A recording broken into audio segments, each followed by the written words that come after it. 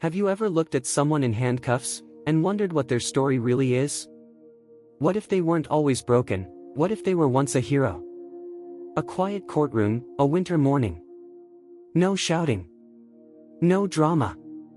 Just the soft shuffle of worn shoes and a man who looked forgotten. He didn't raise his head. He didn't plead. He simply stood there, frozen, not by fear, but by time. This isn't just another court case. This is the moment everything changes, for a man most had already written off. The bailiff called his name like it was just another file on the docket. Case 304. City vs. Callahan. The courtroom barely stirred. Just another homeless man, just another cold December day. But behind the layers of that frayed coat stood Robert "Bob" Callahan, 70 years old, his back slightly hunched not just from age, but from the weight of years that hadn't been kind. He didn't look up when he stepped forward. His boots, army-issued, long ago, scuffed across the tiled floor. One of the soles was peeling. His hands, rough and swollen from arthritis, were bound in cuffs that looked too tight against his weathered skin. He stood alone. Behind him, no family. No friends. Ahead of him, Judge Eleanor Whitmore, known for being tough but fair, scanned his file. And then something shifted. Her eyes froze. Her hand trembled, barely, but enough to catch the attention of the clerk beside her. She stared at the name again. Callahan. But she said nothing. Outside, snow was falling gently. Inside, time seemed to hold its breath. This wasn't going to be the routine case she thought it was. And this man, this quiet, weary man, wasn't just another statistic.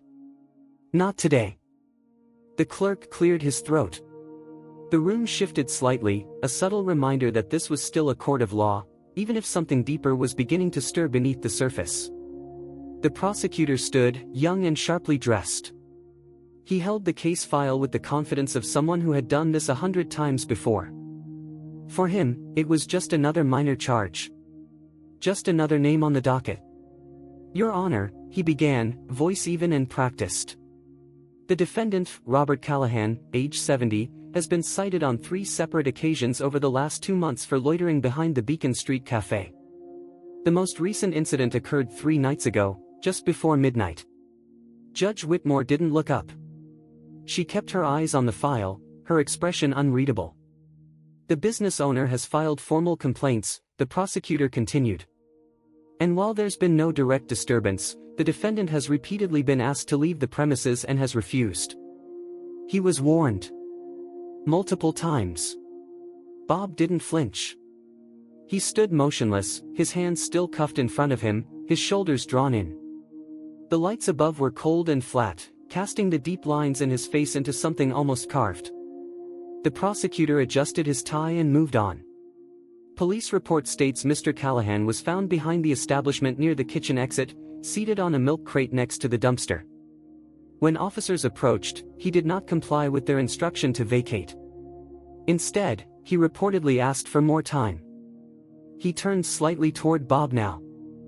Mr. Callahan, is it true you refused to leave when asked by Officer Daniels? Bob raised his eyes, just for a moment. His voice came quiet, coarse like gravel. I didn't refuse, he said. I just asked for 5 more minutes.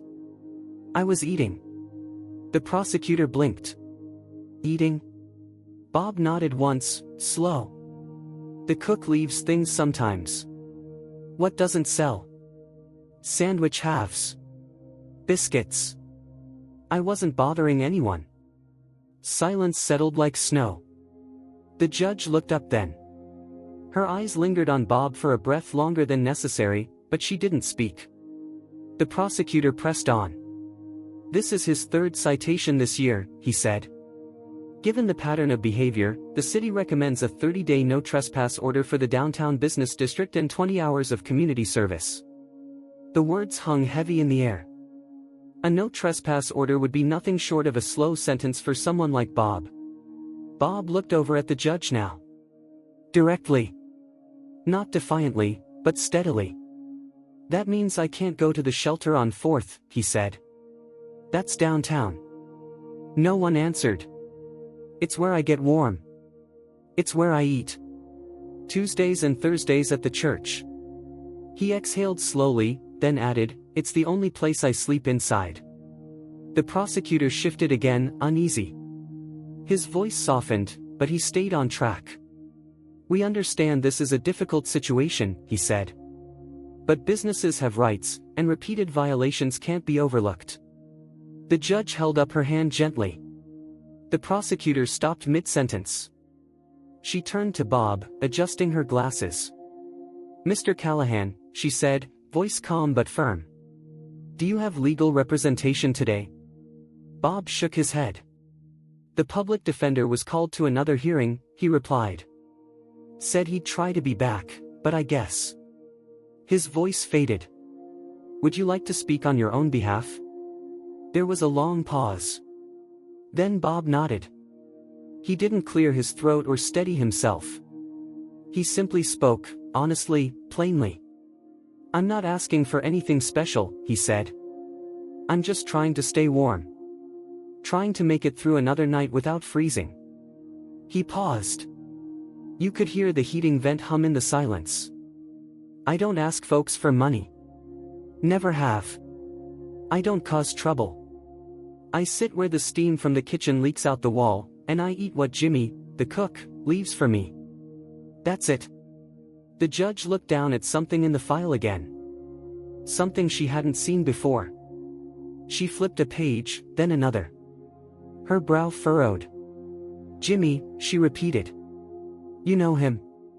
Bob nodded. I knew his dad. From Desert Storm. He didn't elaborate. He didn't need to. That quiet line, dropped gently into the courtroom, shifted the temperature in the room by degrees. Like someone cracked open a door and let something forgotten blow in. Still, the judge said nothing. She made another note. Her expression gave away nothing, but her fingers lingered on the pen a few seconds too long.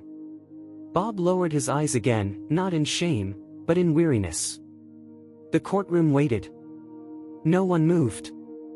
No one spoke. Something had begun, and though no one could name it yet, everyone felt it. The faintest stirrings of something long overdue. Judge Whitmore rested her pen against the page, tapping it once in thought. Then, looking over her glasses, she asked quietly, Mr. Callahan, may I ask about your service? Bob looked up, uncertain. It's noted here you're a veteran, she added. Would you be willing to share a little more with the court? For a moment, he didn't answer. His lips pressed into a thin line, his eyes distant, like he wasn't sure if the question was real or if it was just another formality. Then he gave a small nod. U.S. Army, he said. 1972 to 1992. Staff Sergeant. His voice carried no pride. Just fact. A man stating the weather, or the time. I served in the Gulf, he added after a beat. And before that, Germany, then Desert Shield. Desert Storm. The courtroom didn't react. Most people didn't know what to say when someone mentioned decades of military service. Especially someone standing in handcuffs. What was your role? The judge asked, her tone respectful, not prodding. Bob hesitated. Then answered, slow. 2nd Battalion, 1st Armored. Infantry. Worked up to logistics and coordination. I ran point more times than I can remember. Wrote my share of letters home for other men. That last line landed softly in the air. No one interrupted him. He shifted his weight slightly. Not out of discomfort, but out of memory. I left the army after 20 years. Honorably. Had a limp in my right leg by then.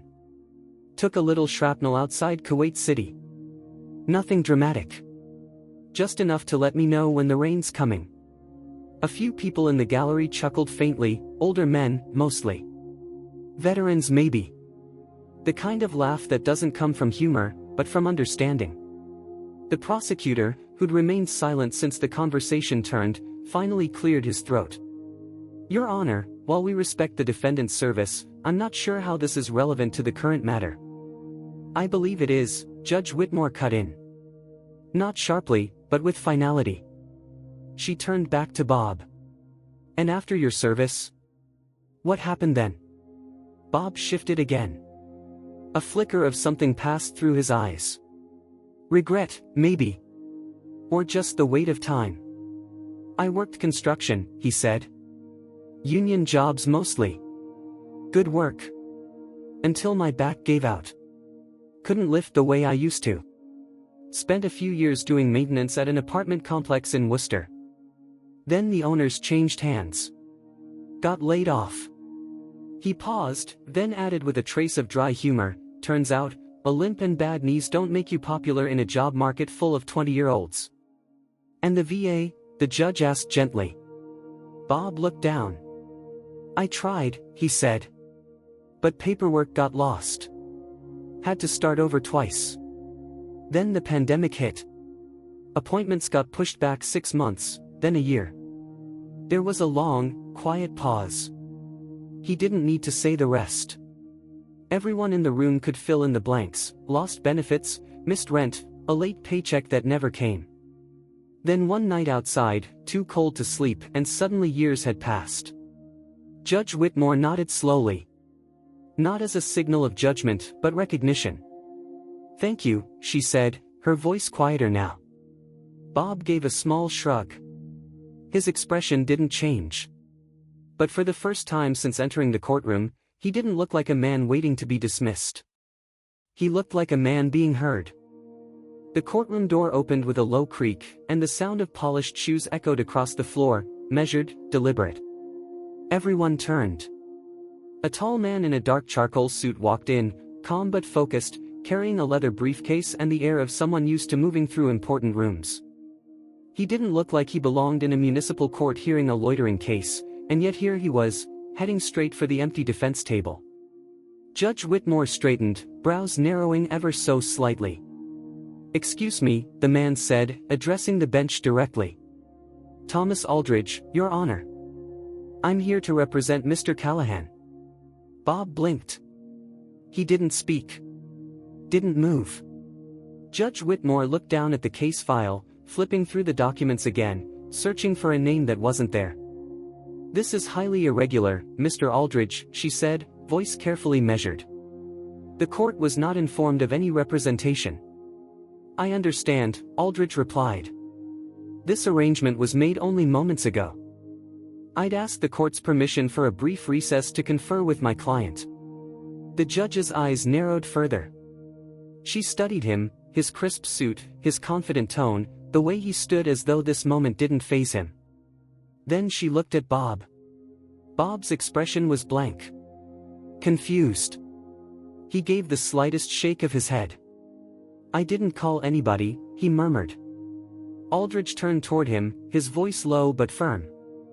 You didn't have to. Judge Whitmore paused, silent. Then she made her decision. The court will recess for 15 minutes, she announced. Mr. Callahan, please remain in the courtroom. Mr. Aldridge, you may consult with your client. She rose from the bench and disappeared into her chambers without another word. Bob sat down slowly at the defense table, still trying to make sense of the sudden turn. Aldridge placed the briefcase on the table but didn't open it. He sat beside Bob, his tone softer now, more personal. I know this is unexpected, he said. But you're not alone in this, Mr. Callahan.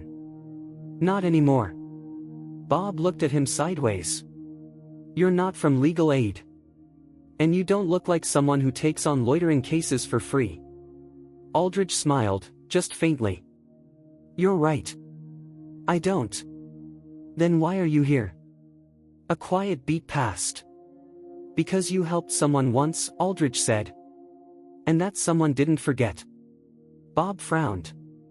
You've got the wrong guy. No, Aldridge said, meeting his eyes. I don't. The silence between them was thick now. Not tense, just full. Like two people standing at the edge of something neither one had expected. Bob leaned back in his chair, arms folded, still skeptical. I can't pay you, he said flatly. You don't need to, Aldridge replied. The firm of Aldridge, Langston, and Pierce is handling this pro bono. Bob's eyes narrowed slightly. The name wasn't familiar, but the calm certainty in Aldridge's voice held weight. Like he wasn't just saying it to sound kind. Like he meant it. A few feet away, the bailiff glanced toward them but said nothing. The courtroom had settled into an uneasy quiet. Bob stared down at his cuffed hands for a long moment. "What do you even know about me?" he asked finally. Aldridge leaned forward. "I know enough," he said. "And I'm here because it matters that someone does." Bob said nothing. But something in his posture shifted. For the first time since the hearing began, he wasn't standing alone. Judge Whitmore closed the chamber door behind her and leaned against it for a moment, eyes closed. She had been on the bench for over 20 years. She had seen men weep and lie, scream and beg, plead for mercy and spit in its face. She had handed down sentences with firm conviction and some with regret. But today, something was different. Something in that name. In that voice. She walked across the room to her desk and opened the drawer on the right. Inside was a small, worn box. She hadn't opened it in years. She set it on the desk gently, her fingers lingering on the faded lid. Then she opened it. Inside were a few photographs, folded letters, and a military patch.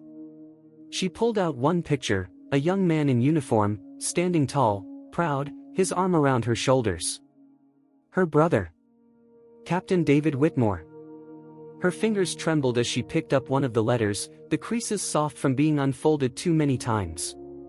She sat down, adjusted her glasses, and began to read. His words came back to her as clearly as if he were standing in the room. He had written about the men in his unit. About their exhaustion, about their courage. And one name had appeared more than once. Callahan. She looked up from the letter, her gaze distant now, focused on a memory she hadn't allowed herself to revisit in years. David had described a night near the end of his deployment. An ambush. Fire everywhere.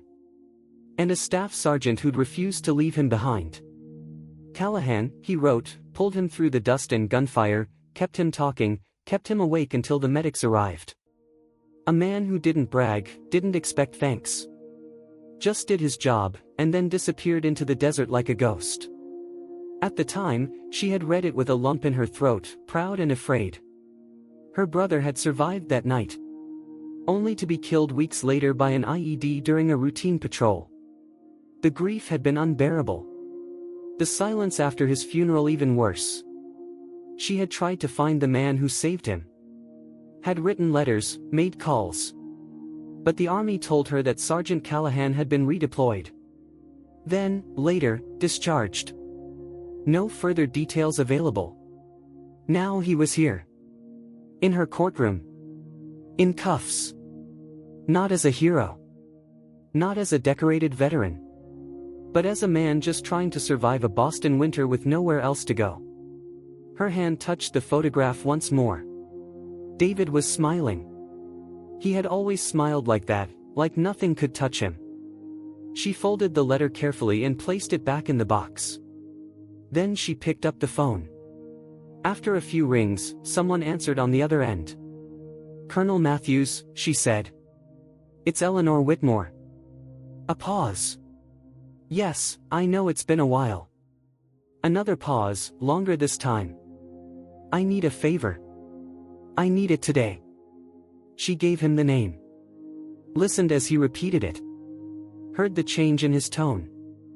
"Yes," she said quietly. "That Callahan." She hung up, folded her hands, and sat in stillness. The quiet in her chambers was thick, almost sacred. A space carved out of the noise of everything else. It held the weight of memory. Of duty. Of questions too long unanswered. And now, one of those questions had walked into her courtroom in an old coat and scuffed boots. She stood, collected the box, and returned it to the drawer. When she closed it, she paused for just a moment longer, one breath, one thought, then turned toward the door. There were things still to be done. Conversations still to be had. And a man named Callahan, who didn't know yet that he was being remembered. 15 minutes passed, but the courtroom never really settled. People murmured softly among themselves, stealing glances toward the defense table. Bob Callahan sat still, hands now free of cuffs but folded quietly in front of him. Thomas Aldridge remained by his side, composed, professional, but alert. There was a subtle change in the room now, something in the air. Respect, perhaps, or anticipation. Then the door behind the bench opened. Judge Whitmore stepped out, not rushed, not hesitant, but different. A gravity followed her into the room, the kind that only comes with understanding something you can't unknow. She returned to her seat and adjusted her robe slightly. Her expression was neutral, but her eyes carried weight. "Mr. Aldridge," she said, voice steady. "Has your client decided how he would like to proceed?" Aldridge stood. "Yes, Your Honor. We're requesting dismissal of all charges." Mr. Callahan was not trespassing with intent to disturb or damage. He was simply seeking warmth during dangerously cold conditions.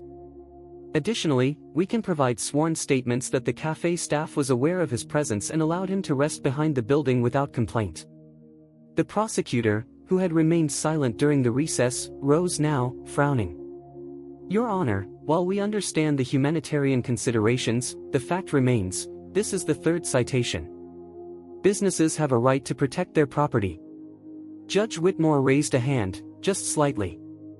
Enough to stop him mid-sentence. "I have several questions for the defendant," she said. She turned to Bob. "Mr. Callahan. Your military record notes active service during the Gulf War. Is that correct?" Bob sat up a little straighter. The question, simple as it was, called something up in him. "Yes, ma'am. I was with the 2nd Battalion, 1st Armored. Active duty until '92. And on February 27, 1991, she continued, were you involved in an operation near Highway 8, outside Kuwait City?" There was a pause. Bob blinked slowly. Then nodded. "Yes, ma'am. That was the final push. We were escorting a convoy when we took fire. And during that engagement," she said, "did you pull a wounded officer to safety under enemy fire?" The courtroom had gone still. A single breath could be heard from the gallery. Bob's brow furrowed. He didn't answer right away. Yes, he said finally. One of the lieutenants got hit. He was trying to drag another man, a medic, back behind the APC. I got to them both. The medic made it. The lieutenant did too, for a while." His voice dropped on the last words. "He kept telling me to leave him. Told me to go back for the others. I didn't listen." Someone in the back of the courtroom stood suddenly. An older man, silver hair neatly combed, wearing a Marine Corps League jacket. He looked like he hadn't intended to speak, but his voice rose clear and strong. "That's him," he said. "That's Staff Sergeant Callahan." All heads turned. "I was there. He saved 6 of us that day. Would have been more if the smoke hadn't blown in." Judge Whitmore struck her gavel once, but it lacked force. It was more out of habit than order. "Please," she said, quietly. "Let's keep this civil." But the mood had shifted again. Bob stared at the man who spoke, recognition flickering faintly across his face. But he didn't say anything. Just gave a small nod. The prosecutor opened his mouth, then closed it again. There wasn't much left to argue. Judge Whitmore leaned back, taking it all in. The moment. The silence. She looked directly at Bob, and for the first time, there was something personal in her voice. "Mr. Callahan," she said softly, "when I return, there are matters beyond these charges we need to discuss." And then, with no further explanation, she rose. As she stepped away from the bench, she made rare, deliberate eye contact with the man seated at the defense table. It was the kind of look you only give someone once, a quiet recognition that something long buried had finally come to light. The courtroom didn't move. Bob didn't speak. But something in him stood a little taller. As if, for the first time in a very long while, someone had remembered his name. The courtroom doors opened again, but this time it wasn't a late lawyer or another clerk. 3 men stepped in, uniformed, upright, and unmistakably military. The lead wore a full-dress uniform, a silver eagle pinned to his collar. A colonel. Behind him walked a master sergeant and a corporal, the younger of the 3 carrying a polished wooden case. People in the gallery turned, whispering. Some stood instinctively. Bob didn't move. He watched them approach with something between disbelief and detachment, like his mind was trying to keep up with something his body already understood. Judge Whitmore returned to the bench just as they reached the front. She didn't sit right away. She removed her glasses and placed them gently on the bench. Her hands were steady, but her eyes shone with something that looked dangerously close to tears.